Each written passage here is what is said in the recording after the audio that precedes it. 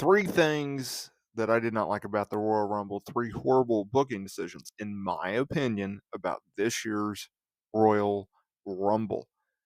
It was an interesting show with four matches on the card, including the two Royal Rumble matches. Obviously, the Fatal Four Way with the Universal title on the line, and then the United States title on the line with Logan Paul.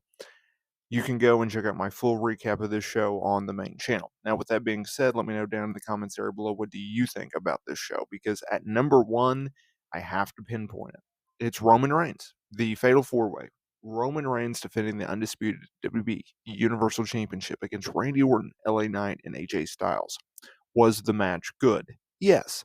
Was it better than our typical Roman Reigns plotting match? Yes. He didn't take 35 minutes to get down to the ring. That was a nice change.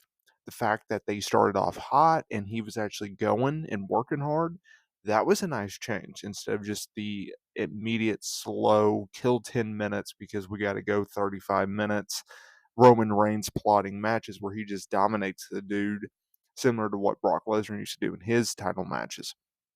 Roman worked pretty good. The only issue I had with this was you had Solo Sikoa come out and you had him interfere, and then it turned into a typical Roman Reigns match where Solo or Jimmy would lay out Roman's opponents when it looked like Roman was about to be defeated. There was a few near falls with Roman getting saved by outside interference. Then there was a spot where the heavy, whether it was Jimmy or Solo, would be taken out. In this case, Solo went through a barricade on himself, and somehow, some way, Roman sneaks away with the win, because we've gone from Roman Reigns as a dominant, no one can stop him, to now he's just a chicken S champion where he sneaks away with victories. And it's like, well, he's supposed to be a dominant champion, yet you're not booking him as a dominant champion in the matches. It just, the psychology kind of lacks for me, and I think that's an issue. Number two, the second horrible booking decision from this year's Royal Rumble, I thought, was in the United States Championship match with Logan Paul and Kevin Owens.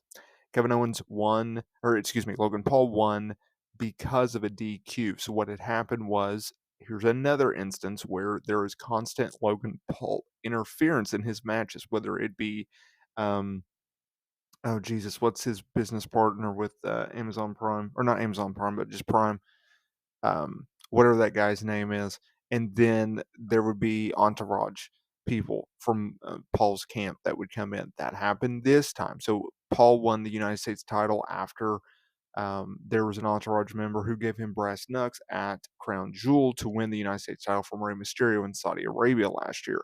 This time, there was another entourage person. He came out. He was distraction. He was escorted with security.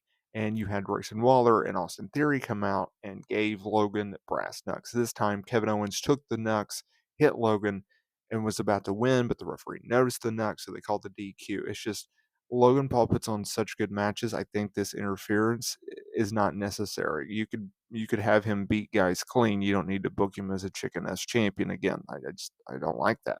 Number three, and I think a lot of people agree with this, there were no legends in the women's or men's Royal Rumble match. I thought that was a major miss by WWE, because there are two things that fans look forward to at the Royal Rumble, and this is coming from someone who loves the Royal Rumble. It's my favorite event. I've been in the wrestling business now, covering it for 10 years, actually 12, but I digress. When I was a kid, I would save my Christmas money and I would buy the Royal Rumble, and I would try to buy WrestleMania. But if all else fails, I bought the Royal Rumble. Um, I love this event, and I love this event because the same reason you love this event.